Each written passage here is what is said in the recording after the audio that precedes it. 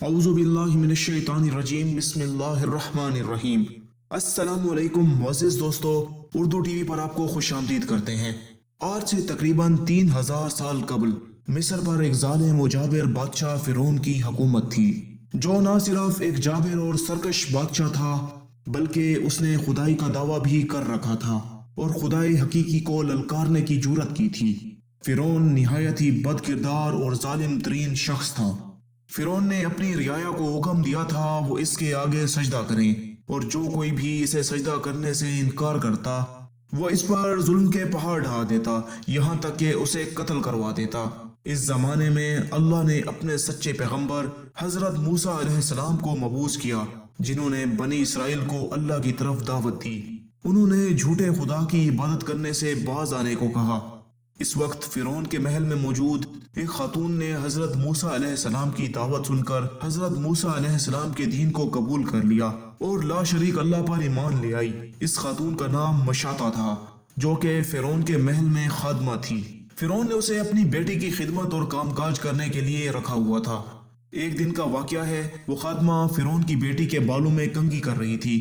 کنگھی کرتے ہوئے اس کے ہاتھوں سے اچانک کنگھی گر پڑی۔ وہ جب کنگھی اٹھانے لگی تو اس کی زبان سے بے ساختہ بسم اللہ نکل گیا۔ بسم اللہ سنتے ہی فرعون کی بیٹی بولی، آج تم نے عجیب کلمہ بولا، رب تو میرے باپ فرعون ہی ہیں، تو پھر یہ تم نے کس کا نام لیا؟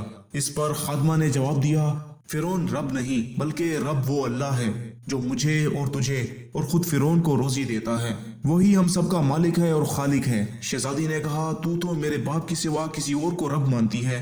اس پر خادمہ نے جواب دیا، ہاں، میرا، تیرا، تیرے باپ کا، سب کا رب اللہ ہی ہے۔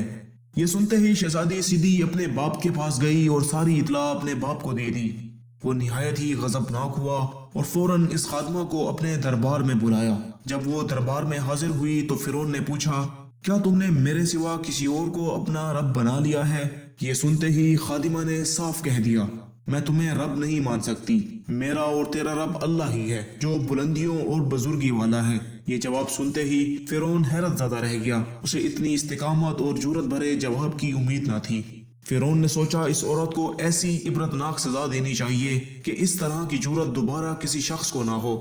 فرعون یہ جانتا تھا یہ خادمہ اپنے بچوں سے بے انتہا محبت کرتی ہے، لہٰذا فرعون نے اس خادمہ کے بچوں کو دربار میں اٹھوا لیا۔ پھر فرعون نے اپنے سپاہیوں کو حکم دیا، ایک بڑی دیگ میں تیل ابالا جائے۔ جب یہ دیگ تپ کر گرم ہو گئی اور اس میں ڈالا گیا تیل کھولنے لگا تو فرعون نے حکم دیا، اس عورت کے بچوں کو ایک ایک کر کے دیگ میں کھولتے ہوئے تیل میں ڈال دیا جائے۔ فرعون کا حکم سنتے ہی اس عورت کی آنکھوں کے سامنے اندھیرا چھا گیا۔ خادمہ نے نہایت ہمت اور صبر سے کام لیا۔ سپاہیوں نے خادمہ کے ایک بچے کو پکڑا اور اسے گھسیٹتے ہوئے لے جانے لگے۔ وہ بچہ کبھی چلاتے ہوئے اپنی ماں سے مدد مانگتا، کبھی سپاہیوں سے رحم کی بھیک مانگتا، کبھی فرعون کی طرف امید بھری نگاہوں سے دیکھتا۔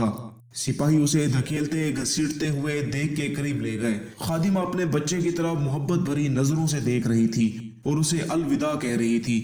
چند لمحات میں اس کے جگر گوشے بچے کو کھولتے ہوئے تیل میں انڈیل دیا گیا اور کچھ ہی لمحوں میں اس معصوم بچے کی ہڈیاں تیل کے اوپر تیرنے لگیں۔ فرعون نے خادمہ کی طرف دیکھا اور کہا، اب اس نادیدہ خدا کو چھوڑ دو اور مجھے رب مان لو۔ خادمہ نے دلیرانہ نظروں سے فرعون کی طرف دیکھا اور اسے خدا تسلیم کرنے سے انکار کر دیا۔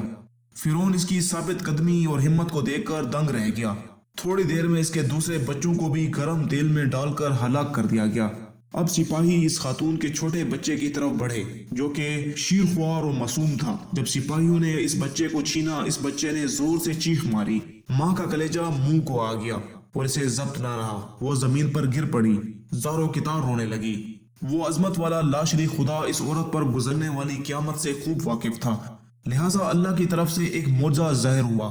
وہ شیرخوار بچہ جو ابھی بول بھی نہیں سکتا تھا، اللہ کے حکم سے اس کی زبان میں بولنے کی قوت آ گئی۔ بھری دربار میں بچہ بول اٹھا، اے میری ماں، تو حق پر ہے، بے شک دنیا کی سزا آخرت کے عذاب کے مقابلے میں بہت ہلکی ہے۔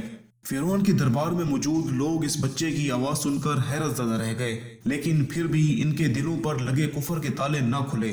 کچھ دیر میں اس بچے کو بھی اس کھولتی ہوئی دیگ میں ڈال دیا گیا۔ یہ بے خطا معصوم موت کی آغوش میں چلا گیا۔ اپنے تمام بچوں کو اپنی آنکھوں کے سامنے فرعون کی ظلم کی بھیڑ چڑھتے ہوئے دیکھنے کے بعد اس خادمہ کا دل پھٹ پڑا تھا۔ اگر وہ چاہتی تو اپنے معصوم بچوں کو اس دردناک موت سے بچا سکتی تھی۔ اسے صرف ایک کلمہ کفر پڑھنا تھا، مگر یہ فقط جان بچانے کا ایک بہانہ ہوتا۔ لیکن اسے اپنے رب پر یقین تھا کہ اس کے رب کے پاس جو کچھ بھی ہے وہ اس ختم ہو جانے والی دنیا سے کہیں زیادہ ہے۔ اب سپاہیوں نے اس خادمہ کو پکڑا اور دھکیل کر اس دیگ کے پاس لے گئے۔ خادمہ کے ذہن میں ایک بات آئی۔ اس نے فرعون کی طرف دیکھ کر کہا، رکو، میری ایک درخواست ہے۔ یہ سن کر فرعون کو کچھ امید پیدا ہوئی۔ فرعون نے کہا، ہاں کیا خواہش ہے؟ خادمہ نے کہا، تم میری اور میرے بچوں کی ہڈیاں ایک ساتھ جمع کر کے ایک جگہ دفن کر دینا۔ پھر اس نے اپنی آنکھیں بند کر لیں۔ اسے بھی دیگ میں پھینک دیا گیا۔ اس واقعے کے 2000 سال کے بعد آخری نبی حضرت محمد صلی اللہ علیہ وسلم اس دنیا میں تشریف لائے۔ آپ کو ایک رات اللہ کے حکم سے معراج کے سفر پر لے جایا گیا۔ معراج کی رات جب نبی صلی اللہ علیہ وسلم براق پر سوار ہو کر بیت المقدس پہنچے تو آپ کو مصر کی طرف سے ایک خوشبو آنے لگی۔ حضور نے جبرائیل علیہ السلام سے پوچھا، اے جبرائیل علیہ السلام، کتنی اچھی خوشبو آ رہی ہے؟ جبرائیل علیہ السلام نے عرض کی، یا رسول اللہ، فرعون کی ایک باندی تھی جس نے ایمان کی خاطر اپنی اور اپنے بچوں کی جانوں کا سودا کیا تھا۔ اس کے اور اس کے بچوں کی ہڈیوں کو جہاں دفن کیا گیا تھا، جس دن انہیں دفن کیا گیا اس دن سے لے کر آج تک یہ خوشبو آ رہی ہے، اور یہ خوشبو ایسے ہی قیامت تک آتی رہے گی۔ بے شک ہم خوش قسمت ہیں کہ اللہ نے ہمیں ایمان کی دولت سے نوازا ہے، جس ایمان کو پانے کے لیے لوگوں نے اپنی اور اپنی اولادوں کی جان کے نذرانے پیش کر دیے، جبکہ ہمیں کتنی آسانی سے یہ دین اور ایمان مل گیا۔ شکریہ۔